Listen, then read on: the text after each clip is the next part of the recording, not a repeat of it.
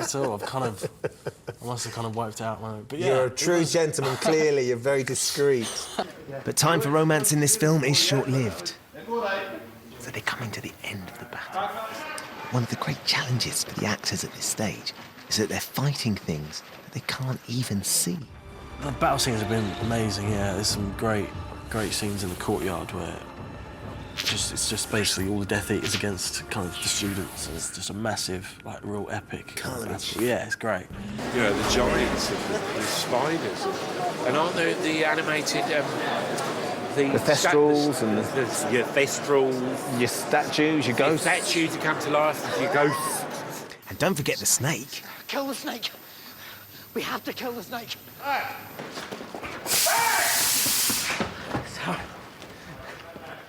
Did you get the snake? I've now said that line or variants of that line is all I say for the last 45 minutes of this film. That's essentially what I do. Kill the snake!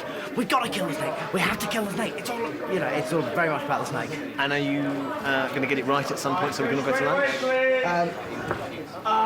Could you... That's a good question. Although, you are only coming here for a day, you are a guest, a little bit of decorum.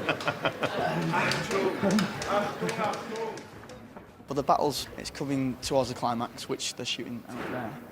And Neville's been through the wars since day one. I mean, he's had the whole year at school. He's just been beaten and tortured by the Death Eaters. I mean, all these are sort of supposed to be older wounds. So they're just a build-up of wounds? Yeah, over the year, where he's, you know, stood up for Dumbledore and what's right, and he's paid the price for it, really. Whereas this one's a new one.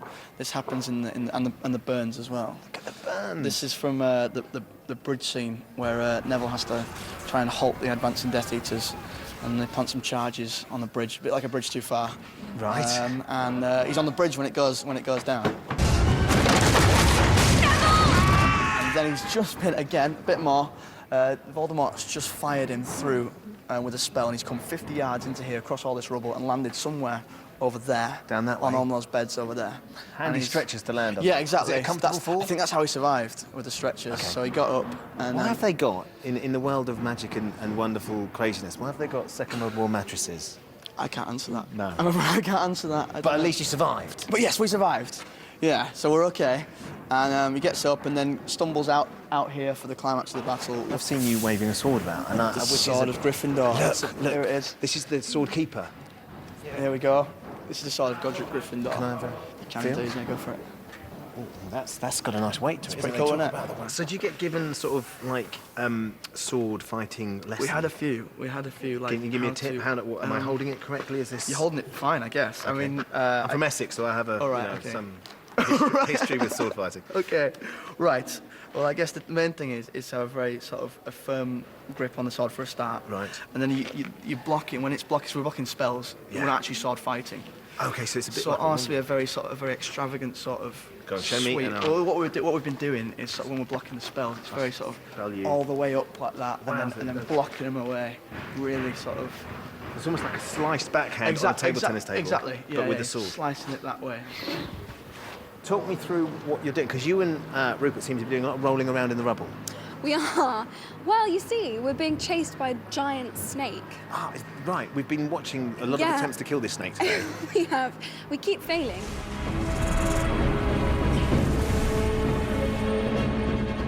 And Ron's stuck under you, so he doesn't get to be the hero. Hang on, no. Oh. We fall down together, and he protects me and holds me in a loving embrace as we're about to die.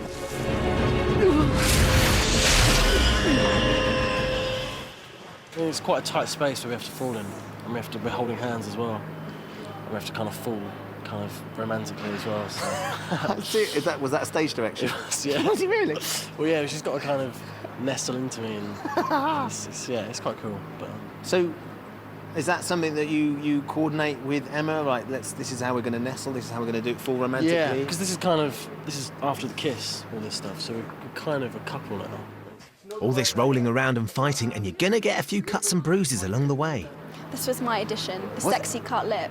Hold on. That's something you did or something you asked for? That was something that I asked for.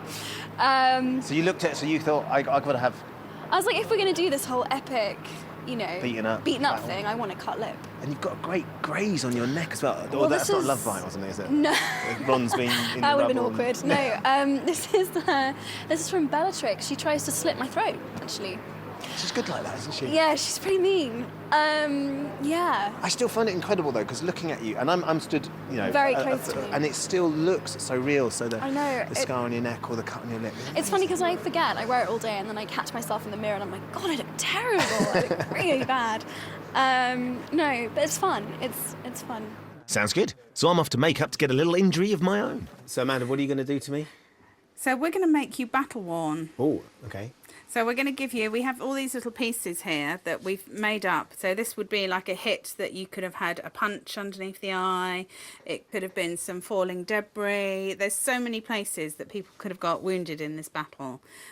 Majority probably from falling debris, from spells that the Death Eaters are putting on the castle. Okay. So we have a whole pizza box here of an array of different... I didn't know pizza delivery did this sort of thing. Bondo wounds. Yeah. It keeps them flat. So there's all sorts of different scrapes and grazes and things that we put on, and then we can colour them. And then, you know, then you can go out there and get covered in all the dirt. See, the thing about the cuts, though, is I mean, they must be sort of great fun to have on. They love them for the first bit, and they all want the biggest cuts and the biggest wounds, and there's always a battle going on of who's got the best cut.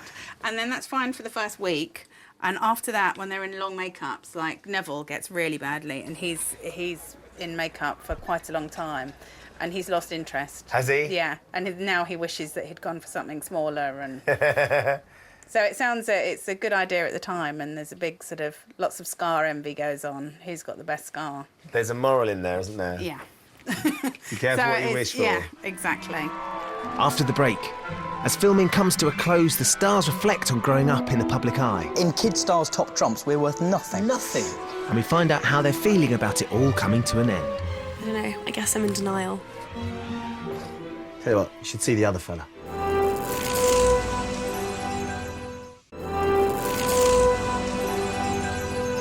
It's nearly the end for Harry, Voldemort, the good, the bad and the ugly who populate the world created by J.K. Rowling in that cafe at the end of the last millennium, which means it's nearly the end for us too.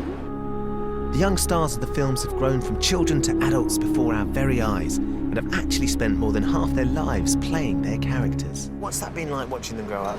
Well, extraordinary, and they've great. It's been lovely, and a bit of a shock. You suddenly go, you know, like Rupert suddenly talking like this, and I remember Christopher Columbus saying he'd just been up in the cutting room, and they'd done the invisibility cloak bit, and Rupert had gone in talking like this, and then of course they'd shot when he came out months later, and he'd come out talking like this. So they had to. He'd gone through puberty under the cloak. He had. Amazing thing happens in Harry Potter. I know, lots of people would like to go through puberty under a cloak, wouldn't they? It's such a difficult time. But when you see sort of clips from like the first one, The Philosopher's Stone, they're just so cute, aren't they? I'd forgotten they were like that. And now they're young men and young women.